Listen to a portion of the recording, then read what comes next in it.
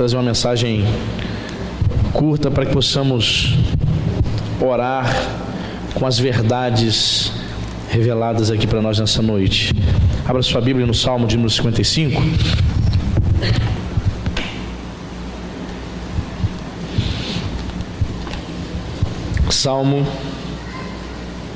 Salmos de número 55.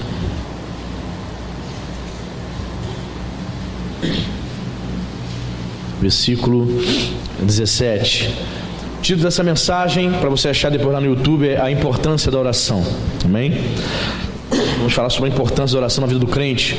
Salmo 55, verso 17, você achou? Diz a palavra de Deus: à tarde, pela manhã e ao meio-dia farei as minhas queixas e lamentarei, e ele ouvirá a minha voz. Amém? Veja que o salmista está nos ensinando: à tarde, pela manhã e ao meio-dia farei as minhas queixas. Eu vou falar com Deus, vou buscar ao Senhor, eu vou orar. Para você que não sabe, os judeus piedosos, eles tinham o hábito de orar 3 vezes ao dia. E para o judeu, o dia começa de tarde. Como assim, pastor? Você sabe que o adventista do 7º dia guarda o sábado, sabe disso? Você sabia disso? Percebe que ele começa a guardar o sábado, que horas? 18 horas de sexta-feira. Então para o judeu o dia começa à tarde. Por isso que ele coloca aqui: vou buscar Deus, vou orar à tarde, pela manhã e ao meio-dia. Ok? Qual o ensinamento aqui, irmãos, para nós? Ele está dizendo que a oração deve ser um estilo de vida. Ele está dizendo que a oração deve ser um hábito constante, que o crente precisa buscar Deus diariamente. Infelizmente nós percebemos que muitos cristãos, eles são cristãos de 2 horas. Como assim, pastor? Cristão de 2 horas? Ele só é crente durante as 2 horas do culto. Quando ele sai daqui, ele não é mais crente. Ele não ora a Deus, ele não lê as escrituras, ele não dá testemunho de Jesus, ele não busca ao Senhor. E o salmista está nos ensinando aqui que diariamente nós temos que buscar a presença do Senhor. É interessante, né? Que nós nos alimentamos e nós temos as 3 principais refeições, não é verdade? Quando você acorda, você faz o seu jejum, e da meio-dia, 1 hora da tarde, você está almoçando, e quando chega a noite, você janta, né? As 3 principais refeições para que possamos nos manter com saúde de pé é o café da manhã, almoço e janta. 3. Assim como você precisa se alimentar para estar de pé, nós precisamos também alimentar o espírito para que possamos estar de pé, amém? E a maneira que alimentamos o nosso espírito diante do Senhor é através da comunhão com o Criador, através do contato com a divindade, que se dá através da fé, através da oração. Olha que interessante: à tarde, pela manhã e ao meio-dia farei as minhas queixas e lamentarei. O salmista está expressando aqui que faz parte também do contexto da oração nós colocarmos diante do Senhor aquilo que está nos afligindo. Ele lamentava diante de Deus, ele chorava, ele colocava as suas queixas, o que estava atormentando a sua vida, o que perturbava a vida dele. Hoje, quantos são as irmãs, né, que não têm os seus esposos ainda convertidos, transformados, seus maridos ainda estão escravos do vício, das drogas, escravos da bebida, e constantemente essas irmãs estão orando, estão lamentando, estão se queixando, dizendo: Senhor, transforma o meu marido, Senhor, converta o meu marido.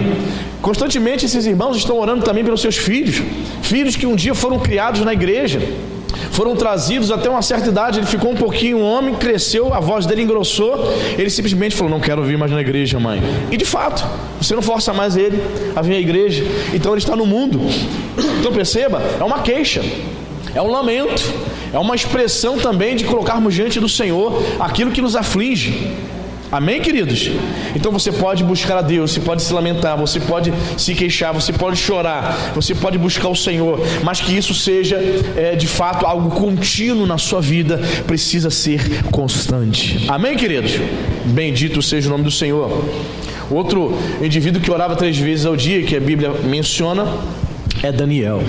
O profeta Daniel, você sabe, né? Um homem que teve experiência com Deus, um homem que recebeu revelações, recebeu a visita do anjo Gabriel, um homem que foi lançado na cova dos leões e o Senhor fechou a boca dos leões para que ele não fosse devorado. Amém, irmão?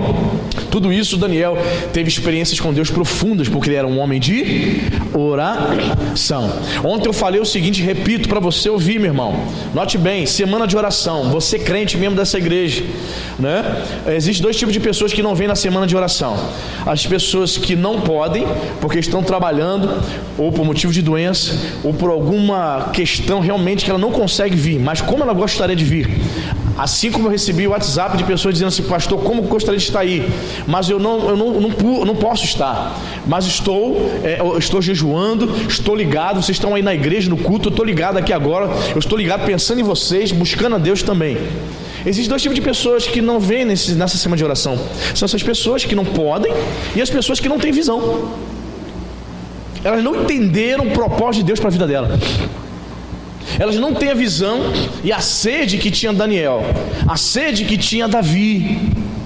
Eu não consigo entender, irmãos. Lamento dizer, mas eu consigo entender. Em pleno século 21, estamos vivendo tempos difíceis. Jesus está voltando e você, como crente, não se propôs a buscar a Deus. Você, como crente, poderia estar jejuando, mas não quer.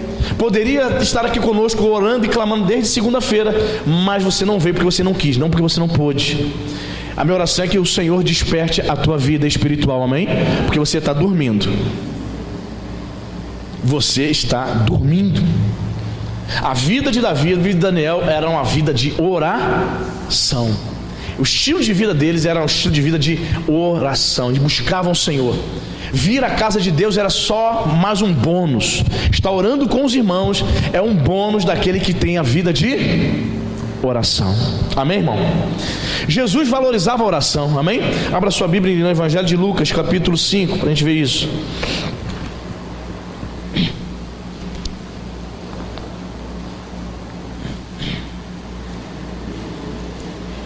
O som está vazando aqui, Fábio, o som.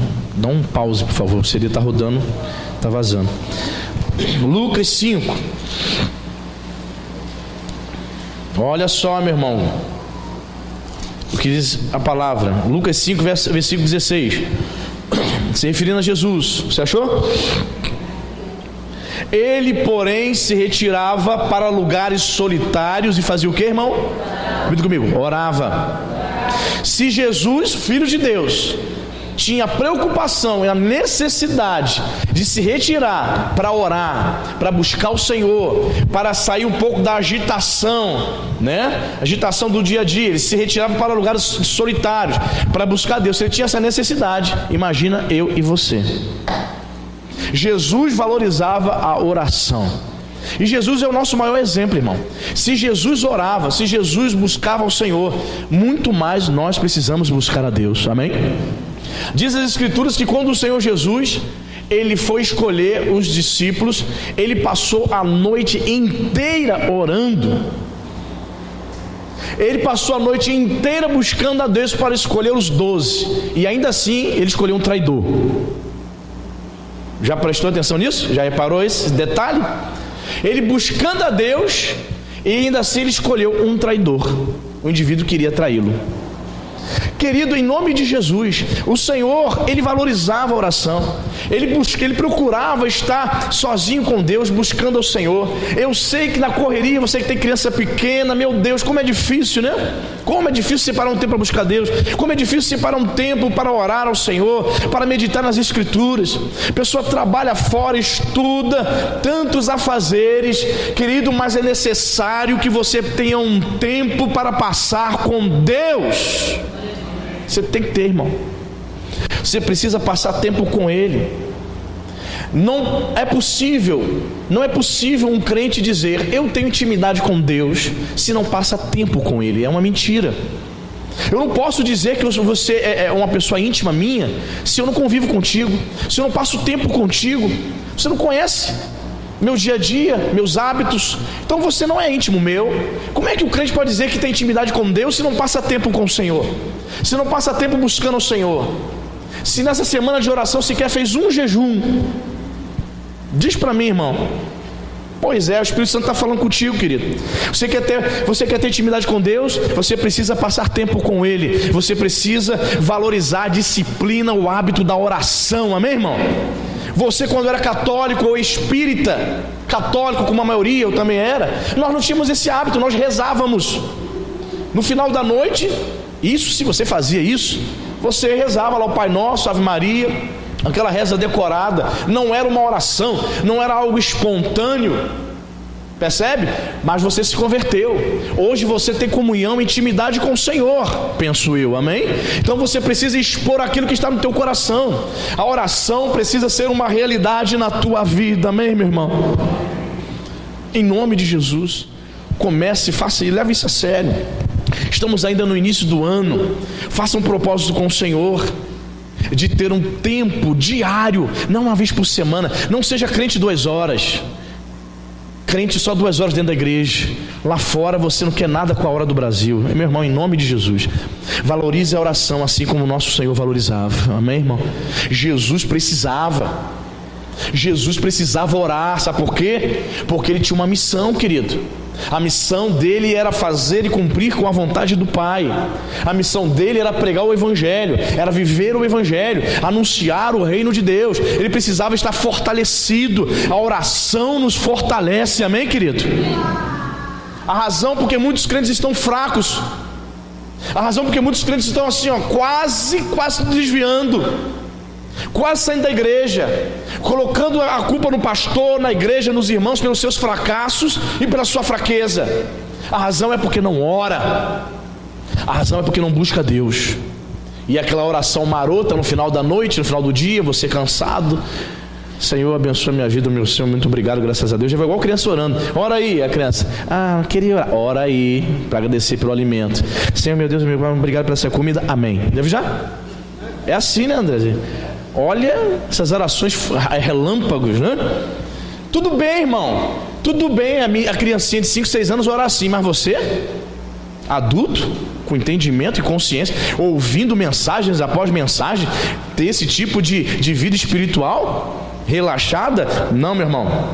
Jesus se retirava para lugares solitários, ou seja, ele tinha tempo, ele tirava tempo para estar com o Pai. Você precisa ter tempo para estar com o Pai, amém, querido?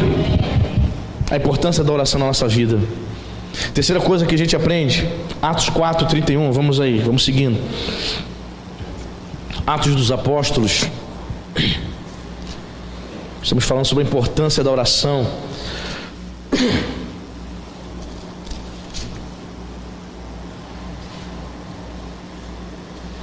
Atos, capítulo 4.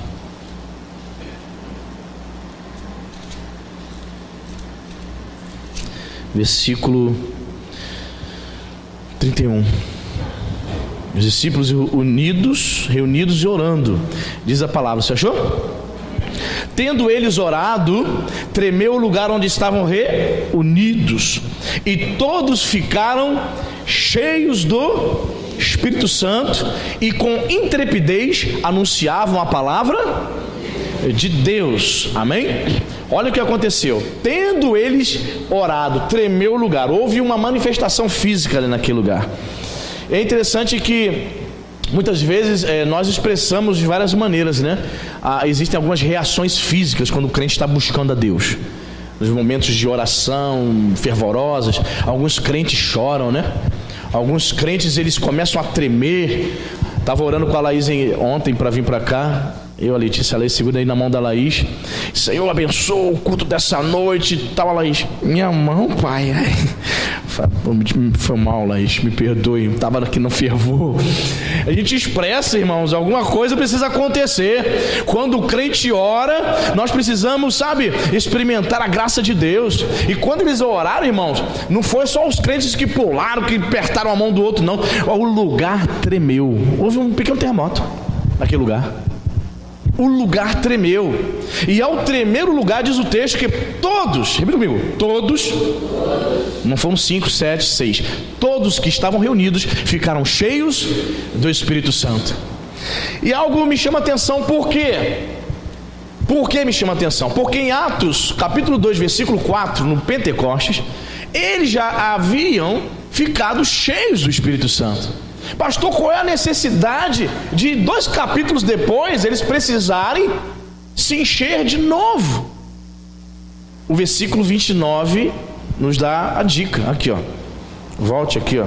Eles estavam orando. Ele diz assim, ó: agora, Senhor, olha para as suas ameaças e concede aos teus servos que anunciem com toda a intrepidez a tua palavra, enquanto estendes a mão para fazer curas, sinais e prodígios por intermédio do teu santo servo Jesus. Depois que ele encerra essa oração, acontece isso: treme o lugar e eles ficam cheios do Espírito Santo, e diz o texto que com intrepidez eles anunciavam a palavra de Deus. O que eu aprendo aqui, irmão? Que a oração nos conduz ao fervor espiritual. Crente que não ora não sabe o que é isso. Às vezes eu fico observando, eu fico olhando para você. Tô daqui, eu tô olhando mesmo. Sou pastor, tô olhando, amém, irmão? Eu tô olhando para ver se tu tá orando. Abre a tua boca. Não entendo você, irmão. Estamos falando, todo mundo está orando no fervor, a não ser que você não tenha hábito de orar. Então, para você chegar aqui e eu dizer, abra tua boca e ore, para você é o fim do mundo. Para você não dá, sabe por que não dá? Dá ruim? Porque você não tem hábito de orar, você não tem vida de oração. Mas o desejo de Deus para a tua vida é que você tenha hábito, vida de oração. Você não vai mais esperar eu dizer, ore. Ora aí, crente. Você não vai esperar eu dizer isso, porque você terá necessidade. Você vai buscar a Deus, vai esperar ninguém mandar não, irmão. Crente que tem vida com Deus não espera ninguém mandar não. Ninguém espera o pastor, levanta as mãos para adorar a Deus, abre a tua boca, fala com Deus. Não. Você faz, porque você é uma pessoa que tem vida de oração. Quando chega no templo, quando se reúne com os irmãos, querido, esta mesma vida de oração te conduz ao fervor espiritual. Eles tinham sido cheios do Espírito Santo em Atos 2. Atos 4, de novo, eles ficaram cheios. O que eu aprendo com isso? Eu aprendo que o enchimento que você teve há 1 ano atrás, o batismo do Espírito Santo 6 anos atrás, aquela visitação que você chorou há 3 anos atrás, já foi. É necessário ser cheio de novo. É necessário ser cheio hoje. É necessário ser cheio amanhã. É necessário ser cheio mês que vem. O crente precisa ser cheio continuamente. Pastor, olha, eu servi muito ao Senhor, pastor. É mesmo, irmã? 35 anos atrás eu cantei a beça lá no Ministério Louvor da minha igreja mesmo. Tu era um adolescente, irmã. Já de meia idade, quase já é avó já, meu irmão. Já era. Esquece o passado, olha o presente, olha para o futuro. Sirva a Deus hoje, seja cheio hoje. Aí, quando o crente ora, a oração conduz a um fervor espiritual. Sabe o que ele passa a fazer? Está escrito na sua Bíblia. Eles anunciavam com intrepidez. O que é intrepidez? Intrepidez é coragem, ousadia. Eles falavam de Jesus. Se você fala de Jesus, você ganha alma para o reino de Deus. Se você fala de Jesus para as pessoas, mais cedo ou mais tarde você consegue trazer pessoas para a igreja. Se você fala de Jesus, mais cedo ou mais tarde você vai ganhar almas para o reino de Deus. Então busca o Senhor, tenha uma vida fervorosa de oração. O que vai acontecer contigo? Você vai experimentar, vai receber da parte de Deus ousadia, coragem, intrepidez. Amém, irmão? Bendito seja o nome do Senhor. Precisamos buscar esse poder, amém, irmão? Eles haviam pedido a Deus e a resposta veio na hora, irmão. Eles estavam pedindo ao Senhor ousadia. Eles estavam pedindo coragem para continuar anunciando o reino de Deus, o evangelho, porque a igreja estava sendo perseguida, irmão.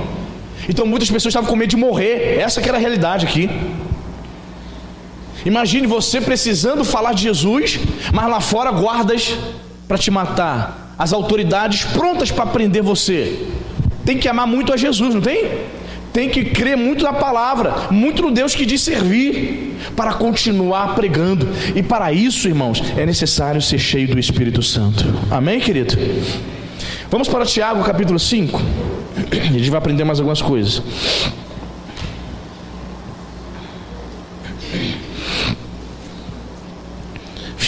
Quase no finalzinho da sua Bíblia, Tiago, capítulo 5, Epístola de Tiago. 2 lições eu quero extrair daqui. Tiago 5,13.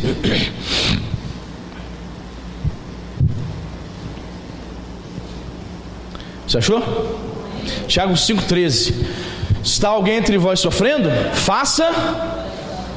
Está alguém alegre? Cante louvores. Veja, bem prático, né?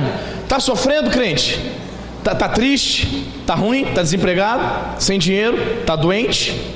Tá sofrendo? Tá deprimido? Ora. É bíblico, irmão. Hoje os pastores vão atender nos gabinetes pessoas cheias de problemas emocionais. O pastor, não sei se é preguiça ou porque não acredita mais na Bíblia. Alguns pastores dizem assim, aí começa a atender pessoas cheias de problemas emocionais. Tá, eu vou te recomendar, segura esse cartão aqui, vou te recomendar para um psicólogo. Ei, tá sofrendo? Tá cheio de problema? Se tu for fazer gabinete comigo, vou mandar você orar, amém, irmão? E eu oro por você também. Eu oro com você e falo para você, sai daqui e continua orando, amém, irmão? É um antídoto, querido.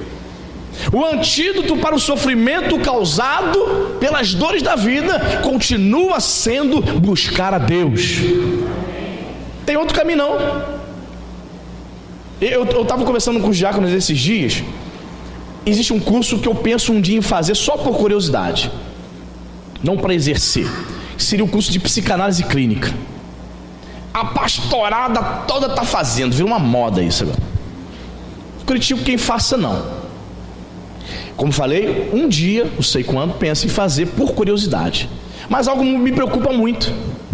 Por que os pastores, se você conversar com algum pastor que fez o curso, ele vai dizer o seguinte: não, pastor, eu fiz porque ajuda, né?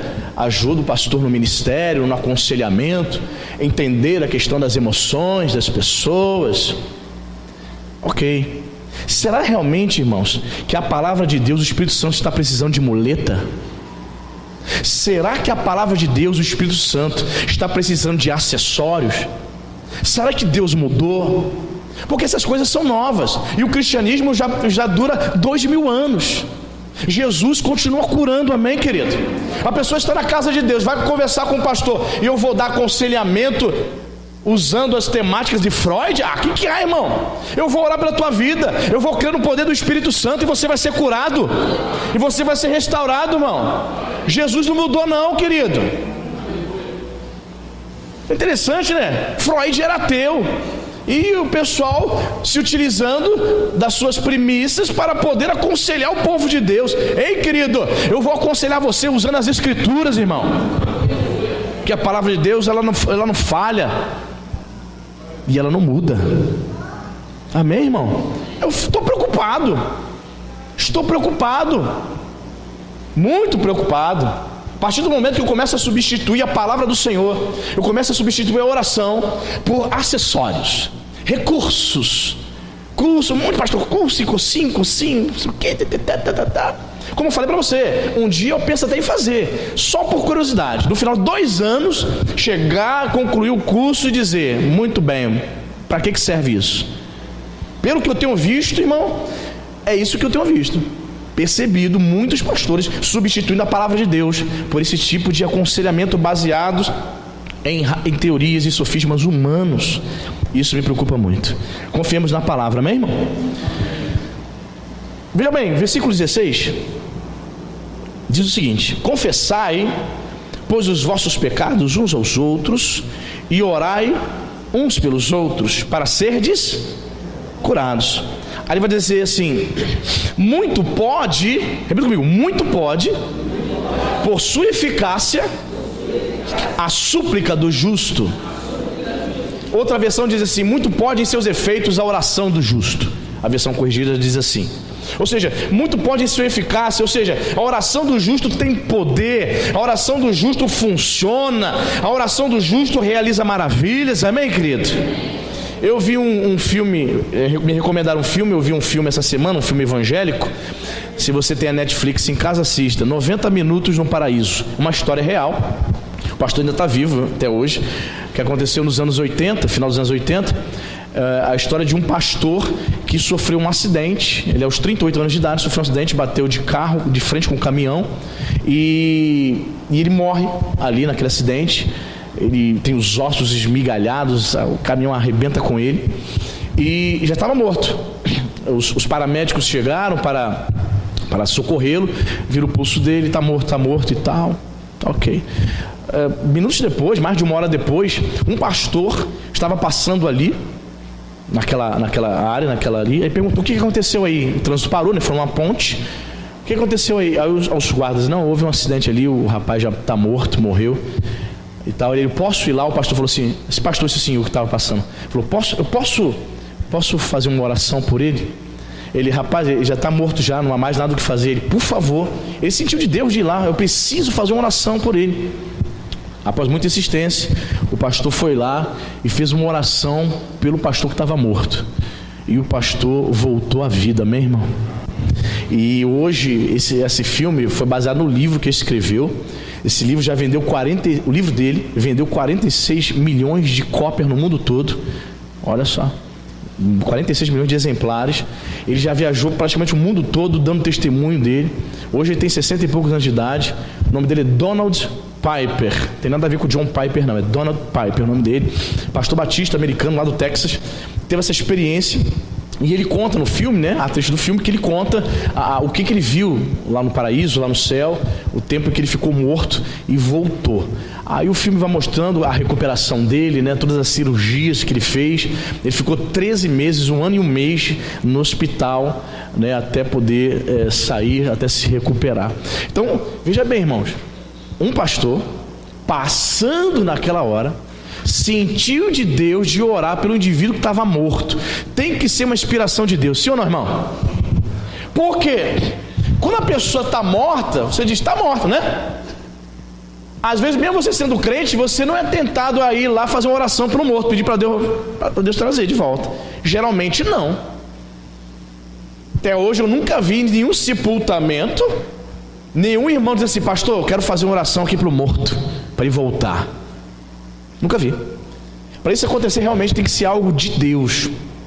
Tem que ser uma direção do Espírito Santo de Deus. E esse pastor teve. E se cumpriu na vida desse pastor que ressuscitou e desse pastor que orou essa palavra. A oração do justo muito pode em sua eficácia, muito pode em seus efeitos. Então, querido, ore. Deus quer fazer maravilhas da tua vida e através da sua vida. Amém, querido? Atos 9, algo interessante em Atos 9 acontece. Voltemos para Atos. Compartilhar com você uma verdade aqui, para que a gente possa orar.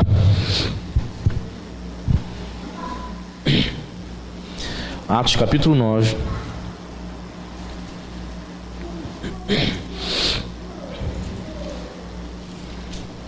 Versículo 10. Você achou?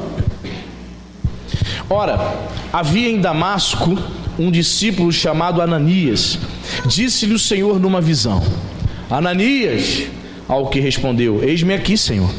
Então o Senhor lhe ordenou: dispõe-te e vai à rua que se chama Direita, e na casa de Judas procura por Saulo, apelidado de Tarso, pois ele está... Repita comigo: pois ele está... E viu entrar um homem chamado Ananias e impor-lhes as mãos para que recuperasse a vista. Versículo 17. Então Ananias foi e, entrando na casa, impôs sobre ele, sobre Paulo, as mãos, dizendo: Saulo, irmão, o Senhor me enviou, a saber, o próprio Jesus, que te apareceu no caminho por onde vinhas, para que recuperes a vista e fiques cheios do Espírito Santo. Imediatamente lhe caíram dos olhos como que umas escamas e tornou a ver. A seguir levantou-se e foi batizado. Amém? Quero fazer aqui uma contextualização, uma aplicação para nós aqui. Veja bem, qual era o contexto aqui de Paulo? Saulo, até então, era perseguidor da igreja e ele havia se convertido. Só que a igreja estava com medo, não acreditava na conversão dele, achava que ele estava armando alguma cilada para prender os crentes. E ele tinha ido justamente para Damasco para fazer isso, para prender os crentes. Só que no caminho de Damasco, você sabe, Saulo, o velho Saulo, teve um encontro com o Senhor Jesus. E naquele encontro, diz as Escrituras que ele ficou o quê? Cego. Ele ficou cego, ficou desorientado. Aquele a quem ele estava perseguindo era o próprio Deus que se revela para ele. E ele começou a buscar Deus. Ainda cego, começou a orar a Deus. Ele estava orando. E por sua vez, Saulo orando, Deus se revela para Ananias. Ele diz assim: Ananias, procura a Saulo, vai lá na rua direita. Essa rua existe até hoje em Damasco, gente, impressionante. 2.000 anos atrás. Vai na rua direita, lá em Damasco. Você vai entrar na casa de Saulo, você procura por ele, você vai orar por ele. Mas ele ficou com medo, né, e tal. Mas Senhor, ele estava perseguindo a igreja. Vai lá, porque ele está orando. E eu já disse para ele que um homem chamado Ananias vai vir procurá-lo. Olha só, irmãos, que coisa. Você entendeu, irmão, o mistério? Vai lá, Ananias, orar por ele, porque Saulo, em oração, eu já me revelei a ele e disse para ele que você, Ananias, vai vir aqui procurar e orar por ele. E ele obedeceu, amém? Chegando lá, você viu aqui, ele ora por Saulo, e Saulo cai as escamas dos seus olhos, ele passa a ver, e ele fica cheio do Espírito Santo. O que eu aprendo aqui, irmãos? A oração abre a nossa visão, amém, querido? Você quer ser um crente cheio de visão, amém? Visão, entendimento, compreensão das coisas. Busca a Deus, ore ao Senhor. Saulo, as escamas caíram dos seus olhos. Ele passou a enxergar a glória de Deus. Quando ele passou a buscar Deus, ele estava orando. Vá lá, procura Saulo, ele está dormindo. Foi isso? Vá lá, procure Saulo, ele está passeando. Foi isso? Vá lá, procure Saulo, porque ele está me buscando. E eu vou fazer ele enxergar. Eu vou encher ele com o meu espírito. A oração, querido, faz com que você seja cheio do Espírito Santo, irmão. A oração faz com que as escamas, a falta de entendimento. Tem muita gente dentro da igreja sem entendimento nenhum espiritual, irmão. Tem muito crente dentro da igreja sem entendimento nenhum, espiritualmente falando. Não entende nada, o pastor está falando, mas entende bolufas. Não é porque ela não tem cultura, percepção de compreensão das palavras, do discurso. Não, é porque ela não tem compreensão espiritual. Ela não discerne as coisas de Deus. Paulo vai dizer isso, que o homem natural, o homem que não nasceu de novo, ele não discerne as coisas do Espírito Santo. Se você é um homem que deseja buscar Deus, se você é um homem espiritual, o pneumático, um homem que nasceu de novo, você terá discernimento das coisas espirituais. As escamas vão cair e você vai enxergar para a glória de Deus, amém, irmão? Saulo estava orando. Deus vai abrir o teu entendimento hoje. Deus vai abrir a tua visão. Sabe por quê? Porque você vai orar.